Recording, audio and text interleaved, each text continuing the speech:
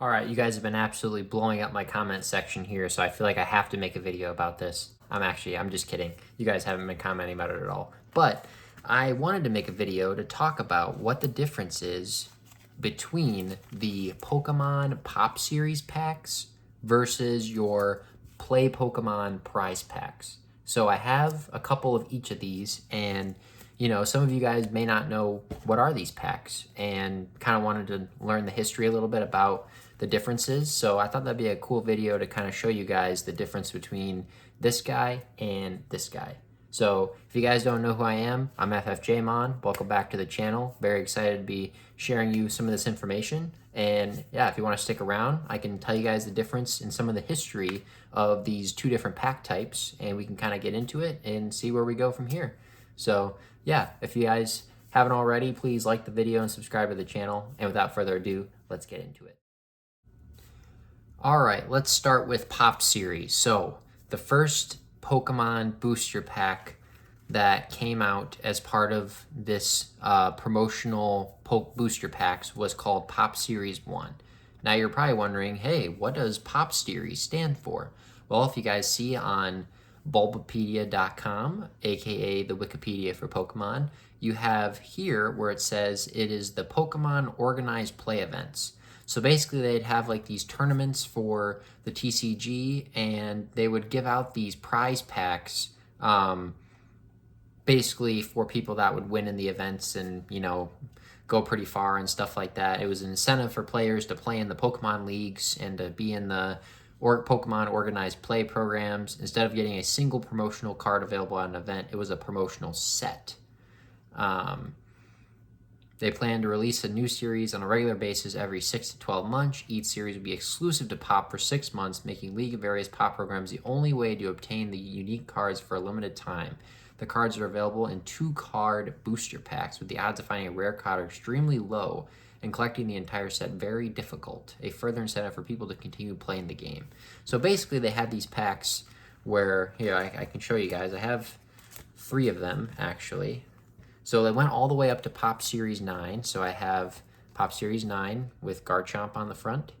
And you can see here it says Pokemon Organized Play. So that's your Pop and Pop Series. And yeah, it comes with 2 promo cards and 1 energy card. So this came out all the way in 2009 was the last one. Then I have Pop Series 8 with Heatran on it. So we got that guy there, same thing. 2 promo cards and 1 energy. And then Pop Series 6 with just 2 additional promo cards that has Lucario on the front. And that one came out in 2007. So basically, a lot of these cards were promo cards in Japan, and they didn't have like an English equivalent, and those cards weren't in any like English booster pack sets or in any of the TCG sets. So they would release these Japanese promos in English exclusive to these Pop Series booster packs, and then yeah, you could get various cards out of there. So here's the set list. Only 17 cards in Pop Series 1. Some examples are like Blaziken. So let's take a look at this guy. Yeah, so you can see that was like a Japanese promo card in Pop Series 1. So a lot of these were, yeah, Gen 3. And here's an example of the pack art for the booster pack. And yeah, you can basically get these exclusively at these Pokemon organized play events. All the rare cards have holographic versions and were available through several ways of promotional items. Yeah, showing up. So boosters eventually began showing up outside of Pop endorsed events, such as in a special card kits and at Pokemon-related events. Interesting. Huh. Yeah, it's very cool. And then here's some additional cards where it shows like, hey, these were in the Pop series, but then they also showed up in some of these like blister packs and as like promo cards and stuff. But you couldn't get them out of like a normal booster pack of, Unseen Forces or, whatever. Yeah, so this card, yeah, exclusive to Pop series. That's pretty sweet. So out of all of these, which one... So all the rares are the first 5. And then, yeah, the EX, so you have Armaldo and then Tyranitar. Nice. Yeah, that's really cool. Huh. Very cool.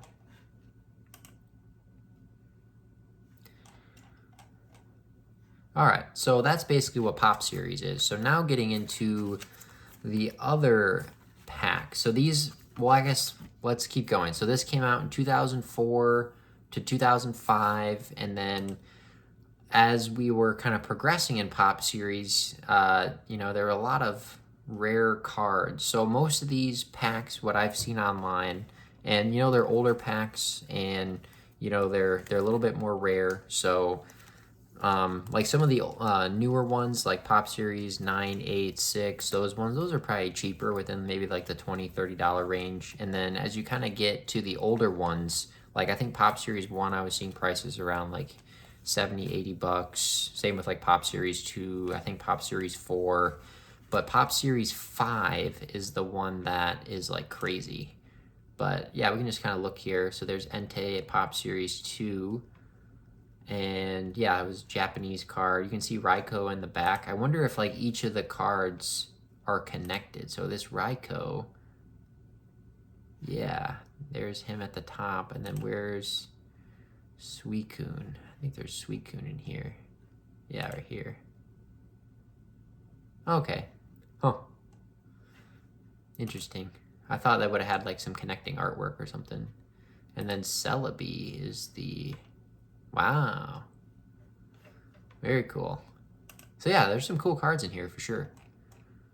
For sure. But I guess the most famous Pop Series pack, I believe, is Pop Series 5. Oh, this one's got Blastoise. Okay, yeah. Pretty cool. So yeah, some of the rares are cool, but then yeah, let's look at this Ho-Oh. Ho-Oh EX. EX Unseen Forces 104. Oh, so this was first released as part of the Unseen Forces expansion. Okay, so I guess some of the cards you can get out of a booster pack, but I think for the most part they were promos from Japanese. But I guess I stand corrected. There are some that have come from booster packs. Pichu Bros. Huh, that's pretty cool. So yeah, a lot of these were, you know, promotional cards from Japan. And yeah, let's see Jolteon. I want to see that one. Huh. Yeah, pretty cool. Yeah, it was a promo card. All right, so 3. Then we got 4. I think this one has Deoxys on the front. So this one's cool. Yeah. Let's look at this. You guys know I love Deoxys. Yeah, yeah. It's a cool card. So yeah, that one came from Holon Phantoms. Also a promo card in Japan. Huh.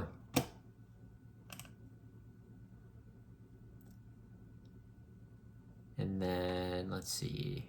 Deoxys EX. Speed. Oh yeah, okay. Yeah, that was part of Emerald. Okay. So yeah, some of these cards you can get out of booster packs. But then this one is the big kahuna, because it has, of course, Umbreon.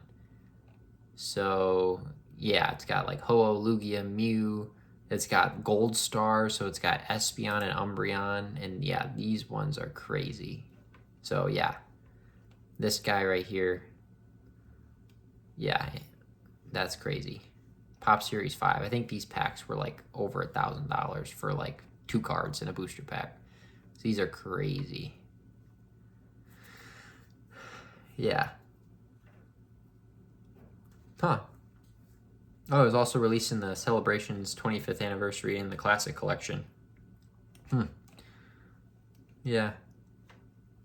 But yeah, this is definitely the most expensive one, because of all these crazy cards. I think Ho-Oh is the main pack art for this. And let's just look at the Ho-Oh. Let's see that. Okay, yeah, pretty cool. And then where's the... Let's look at Espeon. Yep, classic. Classic Espeon. And where's Mew? Yeah, that's a Delta Species Mew, huh? Well, it's not from Delta Species, the set, but it is a Delta Species, like fire type, huh? I'm sure that costs a good amount. All right, so yeah.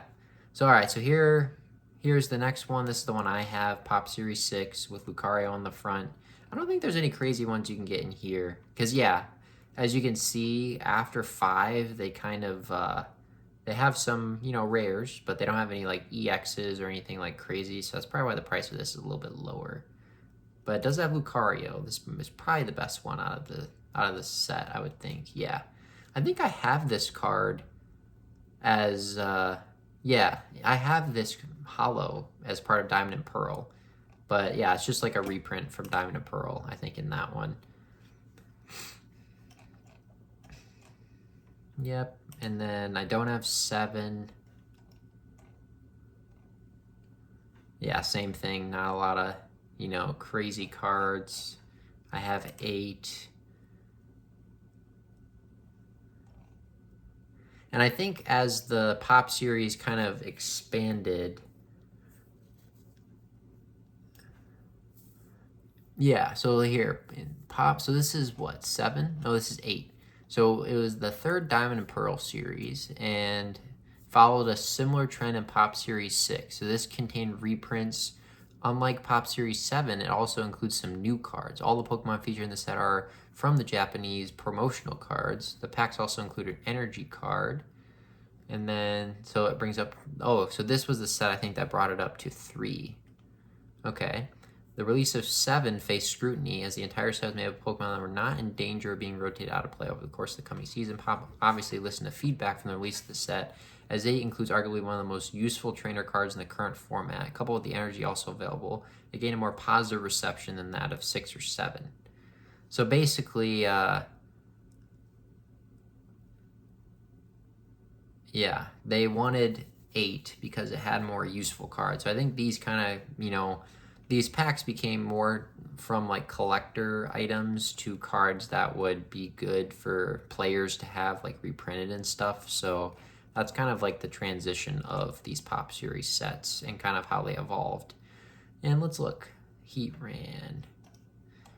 So I imagine the Heatran is probably, and the Lucario probably the more popular cards. Yeah. Pretty cool. And then Pop Series 9's got Garchomp.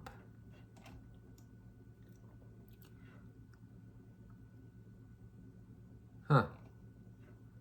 Yeah, let's take a look. Okay, that's pretty cool, Garchomp. And then, oh, it's got Regigigas too. Let's see what that looks like. Hi, I like that. Huh. That'd be cool to get. Yeah. All right, so that's kind of the summary of Pop Series. So now let's get into the prize packs. So I have not gotten any of these. I got a couple of these, I think, from, well, yeah, I got this one I got from actually competing in a pre-release event. So that was like a prize for winning is I got a prize pack. I think that was at the Phantasmal Flame event, I'm pretty sure. So I got that. Or actually, no, I think that was at the Mega Evolution, because at the Phantasmal Flame, I actually got a Phantasmal Flame pack for winning. But then this one, I think I got just for participating. It was like a kind of a participation prize, so that was cool. And then this one I got from a friend. So a friend gave me this one. And, oh yeah, just wanted to show you guys this one. I think this is from like a General Mills like cereal box, but it comes with a couple cards, Pokemon, so yeah.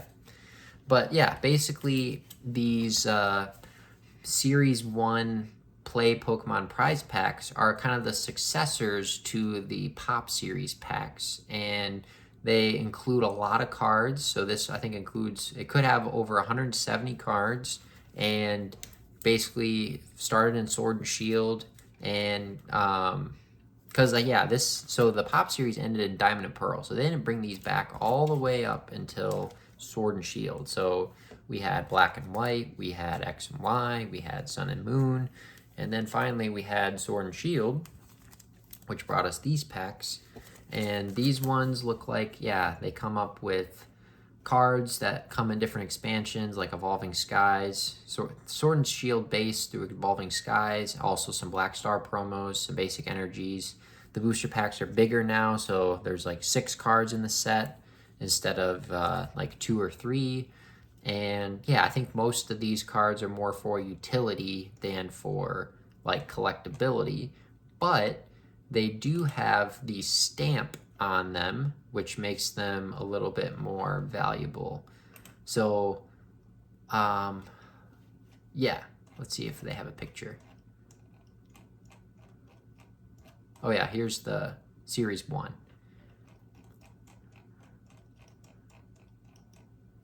Yeah, so that play Pokemon stamp right there with the trainer like holding out the Pokeball. So I think any of the cards you pull out of here, they'll have that stamp on the card. So that kind of is like the collectability of it, where it's like, okay, yeah, it's not just a reprint. It does have, you know, a special stamp. And you know how these days like the Pokemon cards, stamp cards are all going crazy. Like you can find those on like your advent calendar packs, your trick or trade packs, your like promo, like pre-release cards, you know, have the specific set stamped on there. Promo cards will have stamps, stuff like that. So like, or even like the Pokemon Center stamp that's in like the promo ETB cards from the Pokemon Center. So yeah, there's a lot of cards that have stamps on them. This is just one example. And yeah, it looks like you can get these by competing in tournaments and going to your local game store and participating in events where you could get these. So yeah, and typically, yeah, I don't think like stores don't sell these, so you can't just like go to a store and buy them. I think the whole point is you're supposed to like participate in events, and yeah, then you know, get the packs as part of playing. But like there also is a collectability factor to it as well, so it is cool to collect them, and I'm glad I was able to get one through actually playing. And also too, like I guess if people, you know, get them from playing and then yeah, they decide they don't want to open them and want to resell them, then yeah, I think the not for resale is more for like the people, the card stores buying them and saying, hey, like you're encouraged to give these out to people so that they can play rather than just like selling them. So yeah, I am including the Pop Series packs as part of my like booster pack collection. Because yeah, they are kind of unique and they have a, you know, a history in the Pokemon TCG, and yeah, I think they're cool, and some of the cards are unique and you can't get them like in a normal, you know, set, whereas most of the cards in these you can get out of a specific set. So yeah, I think they're kind of cool little packs to get, and you know, maybe someday I'll try to, you know, expand and get more of these like ancillary booster packs, but for now I'm mostly just collecting all your standard set booster packs, and then yeah, the Pop Series ones as well. So yep, I have 9, 8, and 6, so I still need 7, 5, 4, 3, 2, 1, and yeah, we'll see, because some of those ones are hard to get, especially as you go down the list, especially Pop Series 5, but we'll see how it goes. So yeah, so I think in total, how many Pokemon prize packs are there? Let's see, there's 4. I have, or no, 4. Let's see, 5. That's the one I have. And then there's 6. That looks more recent, February of 25. 7, I think, is the last one. 7, yeah. So that came out in August of 25. So there's 7 in total. So they'll probably release another one coming up, probably in like January, February timeframe. And let's see here. They got some double rares. Oh, looks like you have a spec. Let's see if there's any big cards here. Yeah, like most of these I think are like for playability. Like, and I think the most rare cards you could get out of here is like a double rare or an ace spec. So yeah, definitely got some cool cards for sure.